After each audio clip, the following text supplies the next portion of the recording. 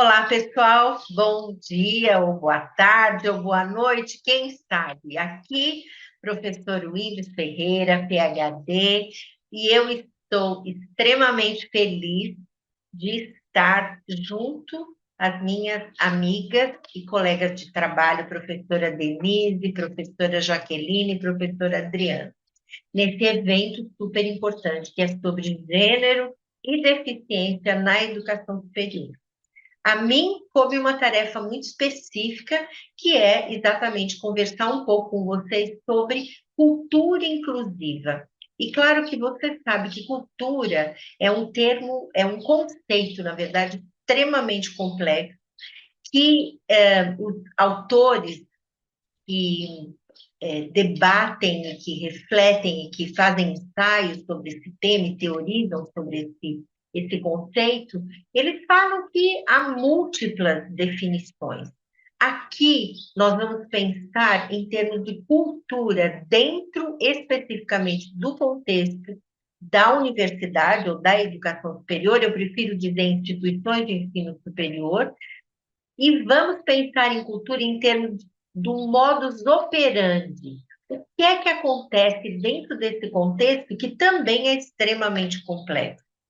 E vamos pensar em termos de como, o que é que pode ser feito para a gente ajudar, contribuir com a construção de uma cultura universitária ou na instituição de ensino superior que é inclusiva, ou seja, que no mínimo acolhe todos de forma igualitária. Bom, você sabe muito bem que o momento hoje é extremamente crítico para a instituição de ensino superior, o que dirá para a educação básica. Infelizmente, nos últimos 4 anos, né, com o governo de ultradireita, nós tivemos uma situação de desmantelamento do sistema educacional brasileiro. Não somente de desmantelamento, como de violação do marco político legal que regulamenta o nosso sistema educacional, da educação dos pequenininhos até a educação aqui da universidade. Infelizmente, porque um país, uma nação que não tem um sistema educacional forte, é um país que, sem dúvida nenhuma, não tem perspectiva de futuro, não tem perspectiva de desenvolvimento humano, não tem perspectiva de melhoria de qualidade de vida e muito menos perspectiva de formação, desenvolvimento profissional para que cada um dos jovens dessa nação, no caso do Brasil, possa ser inserido no mercado de trabalho. Bom, eu não tenho um partido, mas com certeza absoluta não sou nem de direita e nem muito menos de ultradireita.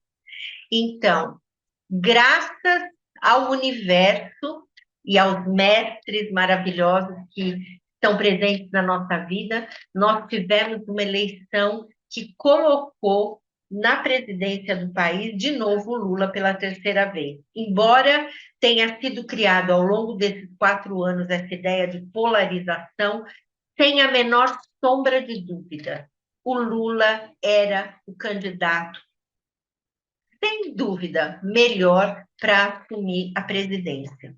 Eu queria dizer para vocês que certamente muito de vocês aqui presente, me ouvindo hoje, já está reagindo de uma forma negativa. Provavelmente você vai querer desligar o computador, é um direito que você tem, porque numa sociedade democrática a gente pode fazer isso, a gente pode simplesmente não querer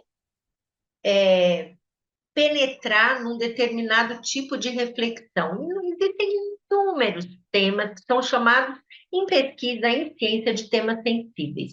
E as pessoas que não concordam com aqueles temas, porque têm uma orientação ideológica diferente, elas não querem saber, elas não querem sequer ouvir. Mas eu estou aqui para dizer para você, em cima dos meus 65 anos de idade, mais de 40 anos de trabalho e de vida acadêmica, profissional e como pesquisadora, que essa, para quem tem interesse em academia, esse radicalismo de posição teórico-ideológica, ele não funciona, porque nós temos que ser abertos.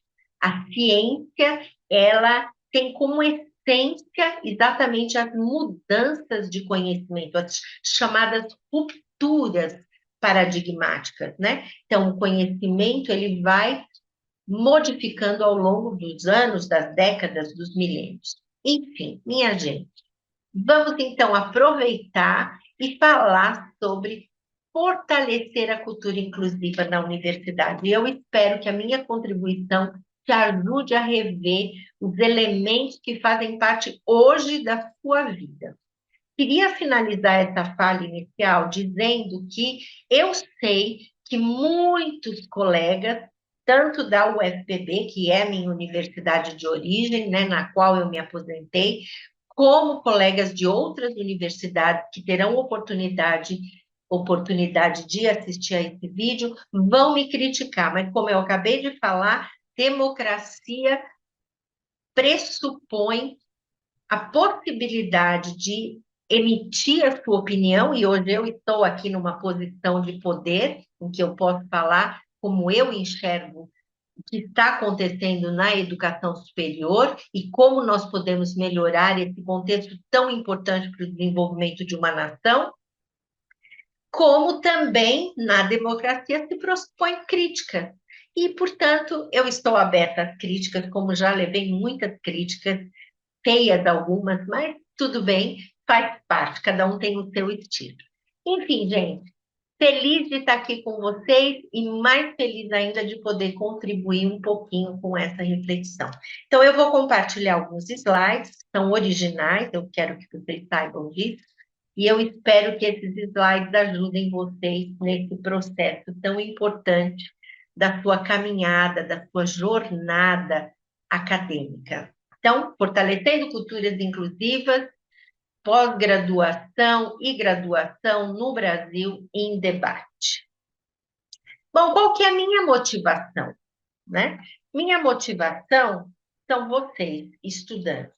Por quê? Porque eu escuto muito as pessoas desabafando, me escrevendo ou conversando comigo, enfim, desabafando sobre essa situação que elas vivem, que eu estou chamando aqui de desventura, tanto no âmbito da graduação e da pós-graduação. E isso aconteceu ao longo da minha carreira, participando de inúmeras atividades, como vocês estão vendo aqui, né? Como acadêmica, orientadora, nos corredores, muito, e agora através das mídias sociais e por aí vai. Bom, qual que é o meu objetivo hoje? É provocar. Eu quero provocar, principalmente para que haja o fortalecimento da ação individual e coletiva em defesa e promoção dos direitos de todos os estudantes. No mínimo, o que eu quero muito é provocar uma reflexão e um debate sobre a cultura que, na minha opinião, é elitista, ego-inflada e centrada, competitiva, opressora e discriminadora que existe dentro da academia brasileira. E, para mim, essa reflexão é fundamental porque essa cultura, ela tritura a motivação, os ideais, a sua criatividade, as suas possibilidades de crescimento humano, profissional e, claro, científica. Então, é realmente um debate urgente e necessário. Queria compartilhar com vocês um pouquinho, só a minha escadinha aqui, né? O meu desenvolvimento profissional. Eu fiz fonoaudiologia na PUC de Campinas, fiz pedagogia numa universidade, numa faculdade pequena de Amparo, isso na década de 80.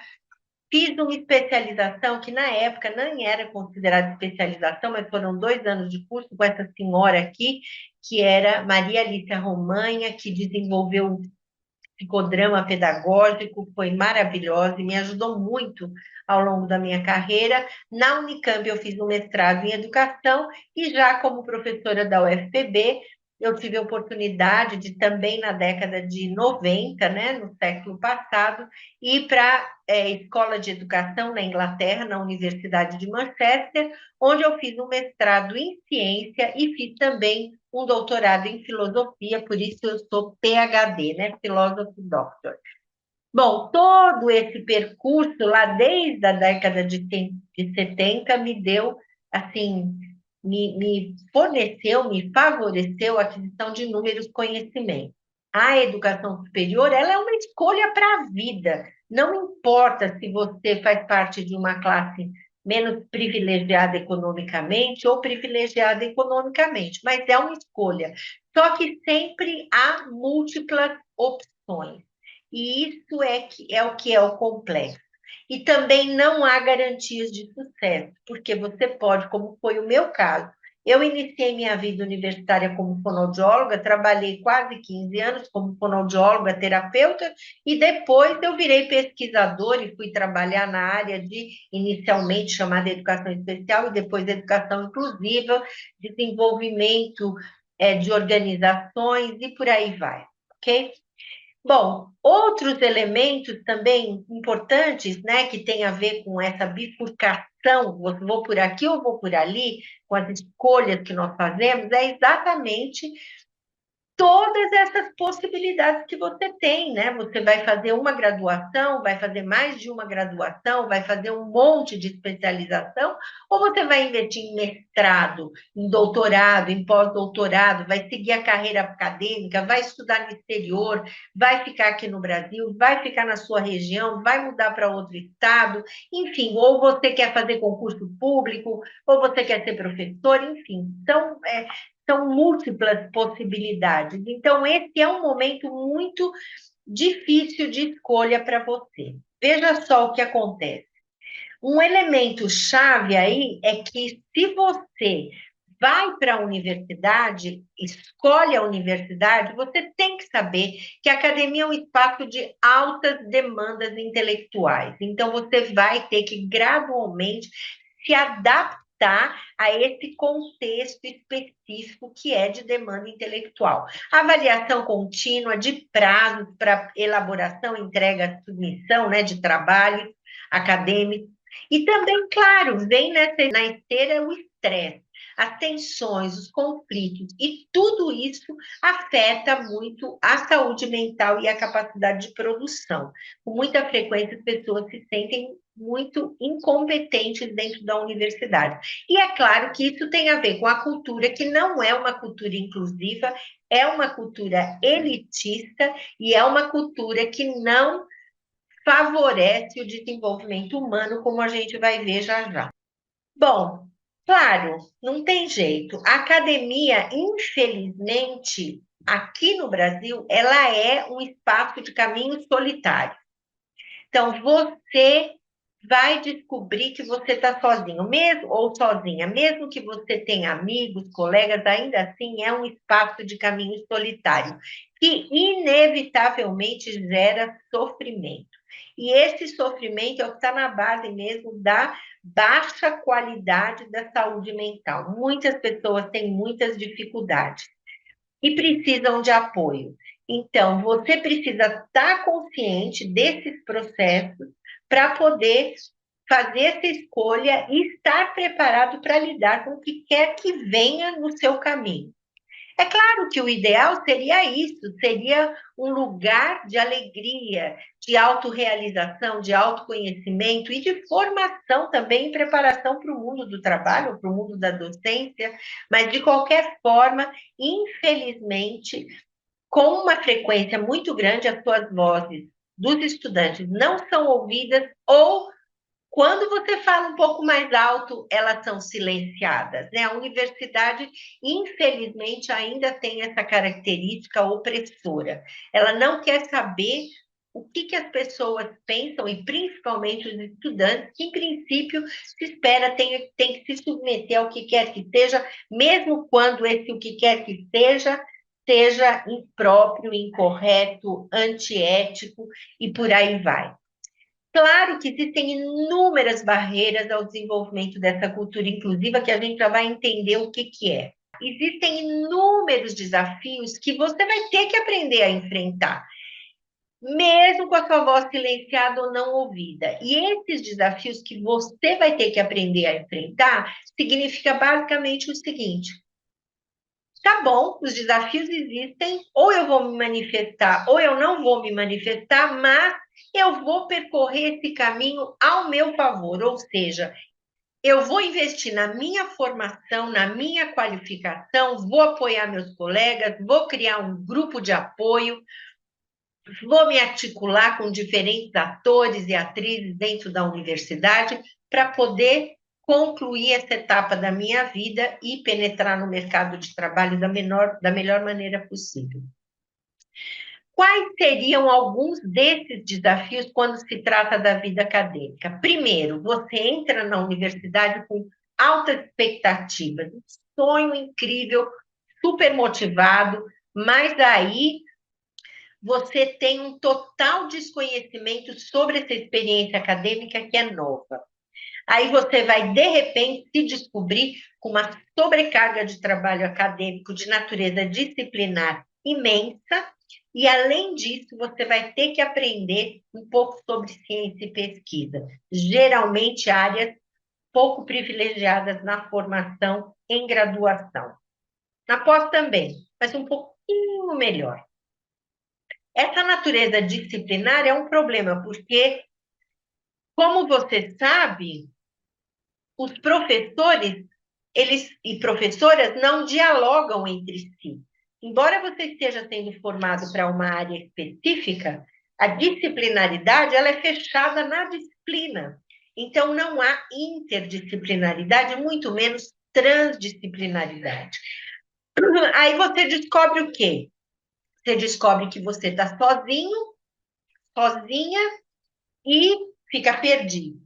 Mas tem uma saída que é aprender a trabalhar colaborativamente. Então, acha a sua turma, identifica a sua tribo, se junta, se fortalece e segue no seu caminho.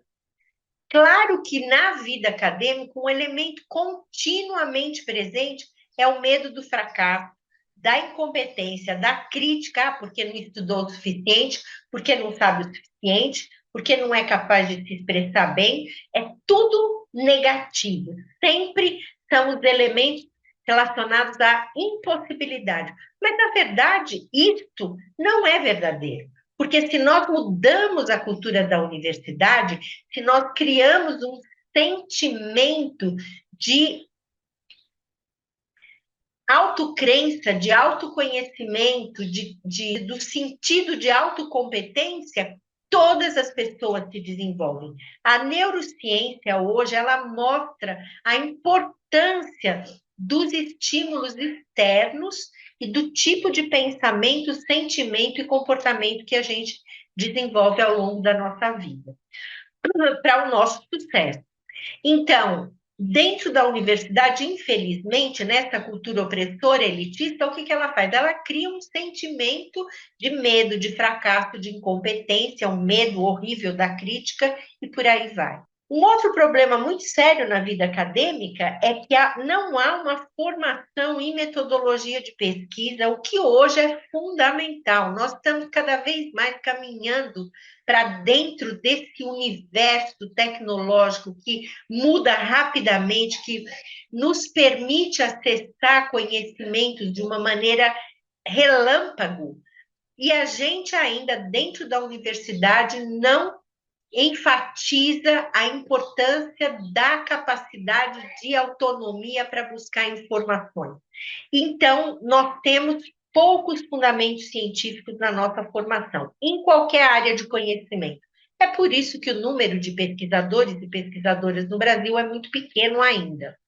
Então, nós não conhecemos, nós não estudamos metodologia de pesquisa, as pessoas raramente sabem o que é epistemologia do conhecimento, as pessoas não conhecem a estrutura da produção científica, nem para os trabalhos mais simples que são produzidos na graduação, em âmbito disciplinar, as pessoas menos ainda, mesmo no doutorado, têm muita dificuldade quando fazem pesquisa para organizar e analisar os dados.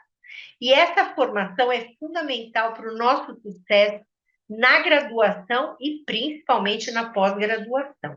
Aí entra um elemento chave na história, que é o que eu chamo de desorientação, que é a ausência de orientação ou um orientador ausente. Isso é um problema muito grave. Por que que isso acontece? A gente já vai ver. Porque não há uma política de formação de pesquisadores no Brasil, nem mesmo nos órgãos de fomento não há uma política de formação. Então, isso é muito grave. Nós precisamos seriamente debater sobre esse tema.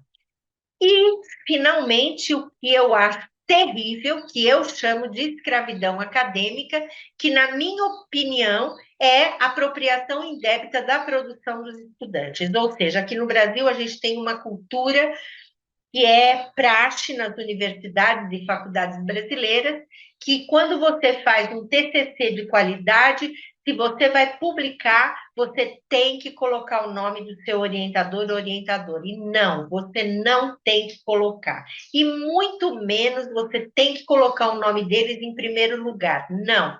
Você não tem que colocar. Isso não é regulamentado, isso é uma praxe acadêmica imprópria, na minha opinião, indébita. O que você fez no seu mestrado, na sua graduação, na especialização, no doutorado, é sua propriedade científica. Claro que você pode, se você quiser, mas você não é obrigado, tá? E claro que isso tem uma implicação, porque as pessoas que estão nas universidades orientando, elas estão fazendo o currículo delas, com o seu trabalho. Quais são as barreiras institucionais? Essas são muito graves. Primeiro, informações inacessíveis para grupos vulneráveis, ou seja, aqui a gente já está falando de exclusão, uma cultura excludente. Grupos vulneráveis, em geral, já chegam na universidade, entre aspas, com uma desvantagem em termos de acesso à informação. Quando chega na universidade, as pessoas não têm nem a prática, não sabem exatamente como buscar as informações relevantes, então elas acabam ficando às margens dos processos e procedimentos internos, grupos de pesquisa, participação de atividades em atividades acadêmicas, e aí vai, né? Para a pessoa com deficiência, o sistema é ainda mais injusto, porque ele é inacessível e ele, com frequência, viola a legislação, ou seja, a Lei Brasileira da Inclusão, aprovada em 2015, que garante o direito de participação igualitária e também de condições igualitárias de acesso para a pessoa com deficiência. Os processos de inscrição e seleção pré e pós-pandemia, eles são complexos, eles são difíceis, eles são extremamente burocráticos. Isso é uma característica de países que não são desenvolvidos economicamente ou que estão, como é o caso do Brasil, principalmente daqui para frente, né, num processo de desenvolvimento econômico. Esses processos de inscrição e seleção para qualquer esfera de atividade acadêmica precisa, sim, ser revisto e debatido. A inscrição geralmente envolve um alto custo para estudantes que não possuem recursos, então isso é muito complexo. Geralmente, pessoas com deficiência não possuem recursos. A língua inglesa, que é uma coisa impressionante para mim, em muitas universidades ela virou um fator de exclusão quando ela é parte do processo de seleção e ela é uma fase eliminatória. Ora, nós sabemos muito bem que quem fala inglês ou quem tem acesso à língua inglesa são pessoas que vieram de classes sociais abastadas. Então, isso é um fator de exclusão. Pertencem a grupos com condições socioeconômicas mais limitadas. Então, é injusto e não deveria ser permitido legalmente esse tipo de ação institucional. O sistema, ele é tão impróprio, para não dizer palavras mais pesadas, injusto, que ele protege o poder do docente ou do orientador, mesmo quando eles estão absolutamente errados ou quando eles perseguem estudantes, porque isso faz parte da segurança que eles têm, né? Como quando a gente fala de violência em qualquer esfera da vida humana, né? Em muitas situações, o perpetrador ele está seguro de que não vai sofrer punição, porque o sistema não vai acreditar, por exemplo, numa criança que diz que foi abusada sexualmente. Então é a mesma coisa, existe abuso moral, abuso ético, abuso sexual, inclusive nas universidades, mas isso é completamente encoberto por uma política de proteção a quem já tem poder, o que não é justo. E as pessoas, claro, se sentem tão vulneráveis que elas acabam deixando para lá. Isso é muito comum, tem até filmes e documentários sobre isso. Bolsas de produtividade docente com uma frequência incrível, ou seja, o professor tem o salário X, trabalha na pós-graduação e tem uma bolsa que é pequena, devo confessar, mas é uma bolsa em função da produção acadêmica, com muita frequência sustentada pelo que eu chamo de escravidão acadêmica, ou seja, você usa os seus estudantes, como eu já vi muitas vezes acontecerem, para fazer suas produções, aumentar sua produção, e aí você pode submeter uma proposta para se tornar um bolsista de produtividade da CAPES ou do CNPq, as agências de fomento. Não há transparência nas agências de fomento e muito menos nos programas de graduação e pós-graduação na distribuição de bolsas. Que acontece? Tem um valor X que vai ser distribuído, mas você nunca tem muito claro quais são os critérios estabelecidos. E claro que sempre é uma minoria. A questão é quem é essa minoria.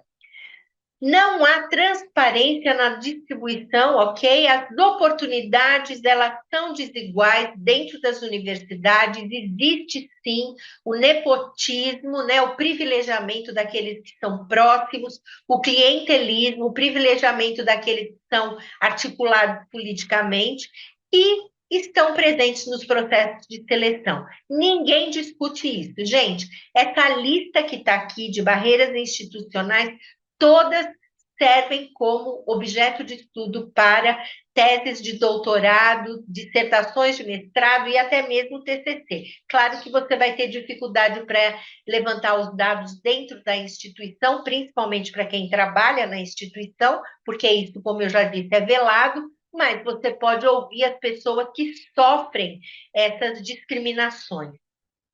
Não há promoção de saúde mental na maior parte das instituições de ensino superior no Brasil, que seriam os serviços de apoio ao estudante. E aqui cabe eu contar para vocês que quando eu estava na Inglaterra, fazendo doutorado, num determinado momento eu compreendi, eu percebi que o meu orientador, ele não estava fazendo a parte dele, mas eu não sabia como me dirigir a ele. Eu fui buscar o serviço de apoio, que lá eles chamam de aconselhamento ao estudante, fiz algumas sessões, me preparei, cheguei e confrontei o meu orientador, e a partir dali a situação melhorou, tanto é que ele foi meu orientador até o final do processo, na defesa, e um orientador excelente. Mas eu tive que tomar uma atitude de autoproteção. Por quê? Porque do jeito que estava indo, eu não ia conseguir terminar de jeito nenhum. Além das barreiras institucionais, eu queria compartilhar com vocês, e isso me deixou muito feliz e ao mesmo tempo infeliz, quando eu li esta senhora aqui, essa moça muito bonita, que é a professora Rosana Pinheiro Machado, que é professora do Departamento Internacional da University of Oxford, na Inglaterra. Ela é uma cientista social e antropóloga, e ela fala sobre a vaidade acadêmica. Quando este material chegou até mim, eu fiquei muito impressionada com a clareza e com a sharpness, como ela foi muito direto no ponto, de uma maneira muito crítica. Ela diz: a vaidade intelectual marca a vida acadêmica. Por trás do ego inflado, há uma máquina nefasta marcada por brigas de núcleos, seitas, grosserias, humilhações, assédios, concursos e seleções fraudulentas. mas em que medida nós mesmos não estamos perpetuando este modus operandi para sobreviver no sistema? Nós, ela se refere a nós docentes. Poderíamos começar este exercício autorreflexivo nos perguntando: estamos dividindo nossos colegas entre os fracos ou os medíocres e os fodas? O cara é bom. As fronteiras entre os fracos e os fodas começam nas bolsas de iniciação científica, ou seja, quem recebe a iniciação científica tem algum tipo de poder que os outros não têm. E esse poder pode perpassar, com certeza, perpassa a cultura dentro da instituição. Bom, aqui é só o começo da fala dela. O que nós precisamos fazer, portanto, para mudar essa cultura e construir uma cultura inclusiva na educação superior, né? Que é um tema necessário e urgente para transformar esse espaço de formação humana e profissional em consonância com as demandas do mundo atual, contemporâneo, que tem novos valores. Então, quais são esses novos valores? Primeiro, a convivência pacífica. Nós não podemos mais ficar divididos, separados em seitas e grupos com mais poder ou com mais ou menos poder, ou rotular a pessoa, esse aqui é o cara e esse aqui é o medíocre. Nós temos que reconhecer, esse é um valor fundamental, que a diversidade humana é um fator de enriquecimento e desenvolvimento de todos e da instituição. Nós temos que aprender a reconhecer e valorizar as diferenças individuais. Nós temos que aprender dentro das universidades, docentes e professores, professoras, orientadores e orientadoras, a flexibilizar para responder às demandas que são emergentes. As regras dentro das universidades, elas não podem ser fechadas nelas próprias, elas não podem ser inflexíveis, porque quando a gente está falando de relações humanas, de seres humanos jovens em formação, nós estamos falando de mudanças infinitas, de diferenças infinitas. Então, nós temos que ser flexíveis. As condições de acesso, elas devem ser igualitárias para todos. E, para isso, a universidade precisa ter um sistema de ouvidoria efetivo, que não é uma fraude, como disse a professora Rosana. Não é uma fraude, não é um espaço que parece que vai ouvir de fato e resolver alguma coisa, mas não resolve nada, porque esse espaço continua sendo completamente contaminado por essa cultura elitista de quem tem poder dentro do sistema. A política institucional de formação de pesquisadores é fundamental. Não existe no Brasil uma política institucional de formação de pesquisadores. E aí o que acontece? Você acaba tendo orientadores e orientadoras que não são pesquisadores, eles são orientadores. Agora, como é que a pessoa pode ser orientador de pesquisa se ela própria não tem competências para fazer, para realizar, conduzir pesquisas? Eu trabalho há mais de 20 anos fazendo pesquisas para órgãos como órgãos das Nações Unidas, o Unesco, para o Ministério da Educação, para o SESGRAN Rio, para o governo do Distrito Federal, para a Positiva Informática, fiz muitas pesquisas para eles, enfim, para o governo do estado de São Paulo, para o governo do município de São Paulo, então, para o Save the Children da Suécia, Save the Children do Reino Unido, contribuir para o desenvolvimento de um setor de pesquisa de uma organização holandesa chamada Liliana Foundation, já fiz pesquisa para o Banco Mundial, para o governo de Pernambuco. Então, eu sei fazer pesquisa, eu sou uma pesquisadora, eu conheço as ferramentas e instrumentos, eu não obrigo uma pessoa a usar uma metodologia de pesquisa, porque foi aquela que eu usei na minha tese de doutorado, nesse caso foi estudo de caso científico, Não, mas o que acontece é que se você não é pesquisador, não conhece metodologias de pesquisa, não conduz pesquisas em várias esferas de conhecimento, o que que acontece? Você é um orientador, e como orientador ou orientadora, você é medíocre. E é por isso que hoje, como youtuber no canal Science Academy, eu recebo milhares de depoimentos de pessoas contando exatamente, professora, eu preciso da sua ajuda porque o meu orientador não me orienta, na verdade, me desorienta, né? Então, eu faço esse trabalho também de apoio, não é de orientação, mas é de apoio, eu chamo de assessoria. E melhoria das condições físicas e estruturais, isso sempre nas universidades. Nos últimos anos, infelizmente, nós tivemos um retrocesso horrível nas condições de trabalho das universidades, mas nos últimos 4 anos nem se fala. Então, a cultura inclusive, ela tem que estar representada também na prática acadêmica. Então, as metodologias de ensino nas universidades, elas são pobres, os professores nas universidades ensinam como se eles estivessem ensinando no ensino médio, na educação básica. Não há dinamicidade, não há. Quando eu digo não há, não estou generalizando, porque sempre há exceções, mas a maioria não adota e nem conhece metodologias participativas. Não há uma articulação entre o que se forma na instituição de ensino superior e a realidade social e melhoria da qualidade de vida no contexto do entorno da universidade ou mesmo no âmbito nacional.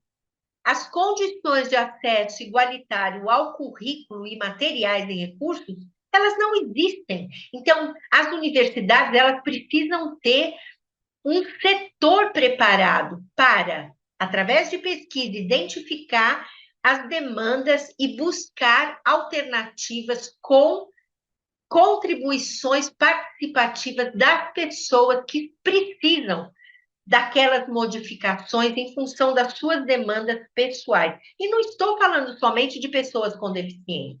É necessário haver na prática acadêmica, existir na prática acadêmica, alguém que de fato ouça de verdade os estudantes, as suas demandas e sugestões, porque nós podemos aprender muito com os estudantes e as suas experiências. Nós precisamos criar instâncias de tomadas de decisões a partir do levantamento de dados. Olha, de novo, por que a pesquisa, a formação em pesquisa é tão importante?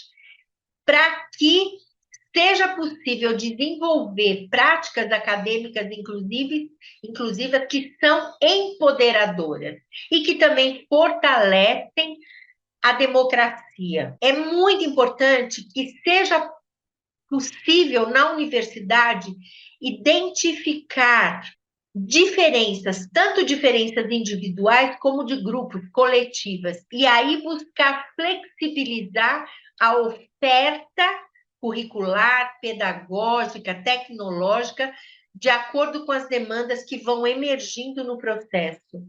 É necessário, gente, ter clareza de objetivos na formação de profissionais, porque esse é o papel da instituição de ensino superior, é formar profissionais em nível superior, mas também de formação científica e humana. Nós não podemos deixar a formação humana de lado. Cada vez mais as pesquisas têm mostrado a importância da formação humana, inclusive se você vai para o mercado de trabalho privado. É fundamental promover colaboração e apoio mútuo entre pares. A gente não pode criar uma cultura inclusiva na instituição de ensino superior se não for também através de colaboração e apoio mútuo. E, finalmente, que não é finalmente, porque tem uma lista muito grande, fomentar e assegurar a participação para combater exclusão e isolamento sempre que forem identificados. Ninguém pode ficar para trás. Todo mundo tem que estar no mesmo barco e caminhando na mesma direção, que é de formação humana, formação profissional, formação acadêmica e formação científica. Para que essas mudanças aconteçam, a gente precisa lembrar as 4 condições para ruptura paradigmática que foram estabelecidos por esse autor importantíssimo, Thomas Kuhn, já lá na década de 60, mas que ainda é super atual. No livro você encontra a estrutura das revoluções científicas. Ele diz o seguinte, que existem 4 condições para a gente mudar uma cultura, para haver uma ruptura de paradigma. A primeira, tem que haver insatisfação com o paradigma vigente, os quais podem ser visíveis pela falta de resultado. Bom, nós sabemos disso, não está funcionando. Nós já vamos ver dados concretos do INEP. O novo paradigma ele tem que ser inteligível para todo mundo. Então, a cultura inclusive ela tem que ser compreendida por todos, para que todos possam favorecer o seu desenvolvimento dentro daquele espaço. O novo paradigma ele tem que ser plausível, ele tem que ser aceitável, ele tem que ser realizável. Ou seja, ele tem que ser capaz de resolver problemas e gerar novos resultados, novas respostas a problemas antigos. E, finalmente, o quarto, ele tem que trazer a possibilidade, olha lá, de novo, gente, de um programa de investigação que é frutífero, ou seja, que promove mudanças. Olha só esses dados do INEP de 2015, porque uma das coisas que eu descobri, conforme eu estava preparando isso, é que os dados não existem, não estão mais presentes. Se você entra no site, no portal do MEC, o que se refere à pós-graduação é de 2015. Horrível isso, né? É o tal do desmantelamento das instituições de ensino superior que assegura o desenvolvimento da população de uma nação. Então, o que eles dizem esses dados em 2015? Certamente aumentou muito. Altos índices de desistência na graduação. Mas aí o ministro, naquela época, já faz uma análise pobre, desviada, contaminada pelas questões políticas. Revelam fragilidade no ensino médio? Não. Revelam fragilidade nas instituições de ensino superior. Então, olha só o que aconteceu aqui. Em 2010, 11,4% dos alunos abandonaram o curso superior para o qual foram admitidos. Em 2014, esse número chegou a 49%. Então, eles daí criam essa tese absurda de que há uma necessidade de reforma do ensino médio. Não, o problema não é o ensino médio. O problema é uma universidade excludente, que empurra para fora dos seus muros pessoas que vêm de grupos vulneráveis, que não oferece apoio, não resolve problemas, não toma decisões e não tem uma cultura inclusiva, muito pelo contrário, cultiva e perpetua uma cultura centrada no ego dos professores, centrada no poder institucional e altamente excludente. Continuando com a professora Rosana, maravilhosa, falando sobre vaidade acadêmica, ela diz assim: a formação de um acadêmico passa por uma verdadeira batalha interna em que ele, o acadêmico, precisa ser um gênio. As consequências dessa postura podem ser trágicas, desdobrando-se em 2 possíveis cenários: a destruição do colega e a destruição de si próprio. Gente, isso está presente cotidianamente nos espaços acadêmicos. No primeiro cenário, que é a destruição do colega, envolve várias pessoas. Primeiro, aqueles que migraram de uma área completamente diferente na pós-graduação, os que retornaram à academia depois de um certo tempo, os alunos de origem menos privilegiada, ou aqueles que têm uma autoestima baixa ou são tímidos. Há uma grande chance dessas pessoas serem trituradas por não dominarem o ethos local e taxadas de fraco. Isso acontece e eu tenho certeza que muitos de vocês se enquadram em um desses itens. Aí ela continua: é preciso barrar imediatamente esse sistema. Essa cultura excludente é destruidora. produtora de pessoas com problemas de saúde mental. Fui eu que coloquei em amarelo. A função da universidade não é anular egos, mas construir egos. Se não dermos um basta a este modelo, a este paradigma vigente, a continuidade desta carreira só piora. Serão criados ainda os antiprofessores e professoras que humilham os alunos e alunas na sala de aula, nas reuniões de pesquisa e nas bancas. Isso é horrível. Com muita frequência, esses professores, que são pessoas que têm uma saúde mental pobre, eles fazem exatamente isso. Eu presenciei inúmeras vezes a destruição do colega.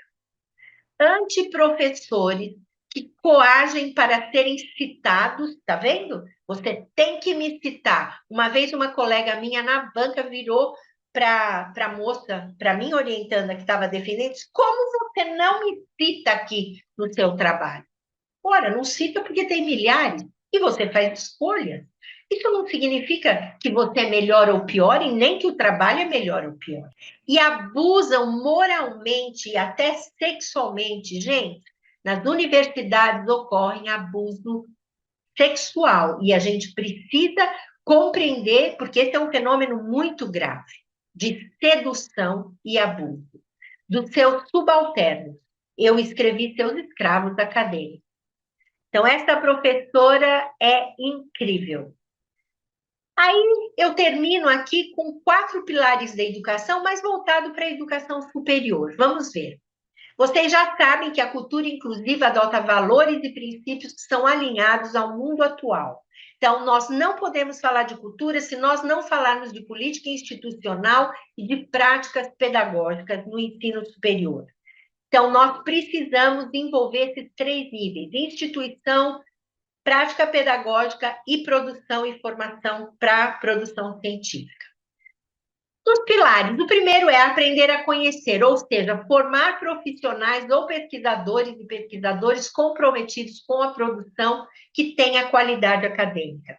Aprender a fazer, o pilar.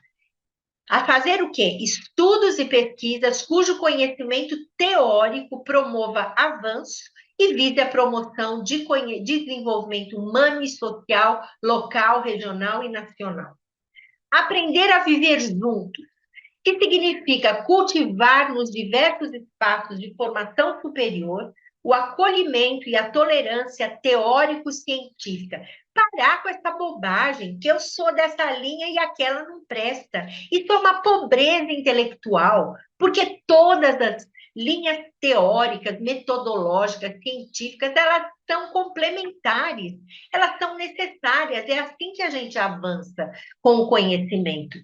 Sem radicalismos, portanto, ou preconceitos infundados, as pessoas nem sabem por que elas são contra.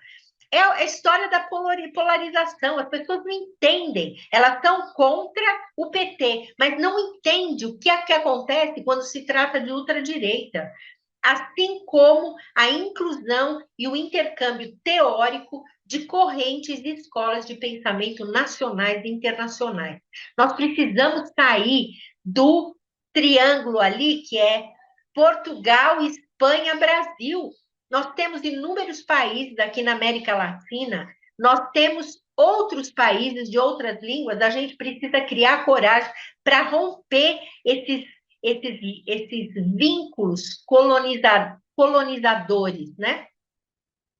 Aprender a ser, que é um pilar imprescindível para que a formação acadêmica objetive o desenvolvimento da autonomia intelectual, mas não somente, paralelamente à autonomia moral, ética e espiritual, na esfera da ciência, da criatividade e sensibilidade para identificar temas que são culturais, são sociais, políticos, econômicos, tecnológicos, relevantes, assim como para desenvolver a responsabilidade social quanto ao seu papel como profissional, pesquisador ou pesquisadora no mundo e na vida do outro. Então, veja, a universidade ela tem que passar por processos de mudanças radicais. E essas mudanças radicais, elas não podem escapar desse novo universo. Que é esse? Eu estou aqui com vocês, eu estou aqui no canal, eu estou ali no Instagram, e eu estou falando hoje de temas, eu estou abordando temas que antes eu não abordava. Por quê? Porque eu estava dentro daquele contexto, e aquela cultura também me afetava diretamente. Então, nós precisamos, sim, buscar caminhos de autonomização de pensamento, de linha teórica, de competências para realizações. Parar com o acaçapamento das pessoas que são muito boas. Empurro para lá, como uma colega minha, muitos anos atrás, me contou. Ela foi fazer mestrado na Universidade Federal do Rio Grande do Norte e a orientadora dela disse para ela: Não, eu não vou te apoiar nisso porque eu não quero uma concorrente nessa área. É isso, gente. As pessoas podem não externar com tanta clareza, mas elas agem com clareza. Ou elas agem sob o véu do poder que as mantém imune a qualquer tipo de punição. Então, você que é estudante, você que está na graduação, na pós, e você que é professor ou funcionário e que vive essa situação de desempoderamento, precisa começar a buscar se fortalecer para modificar essa cultura que é tão prejudicial à nossa vida, à nossa formação. Bom, deixo aqui com vocês o meu canal. Deixo aqui um profundo agradecimento pela sua atenção. Namastê, um beijo no coração e eu espero que a gente se encontre num outro momento.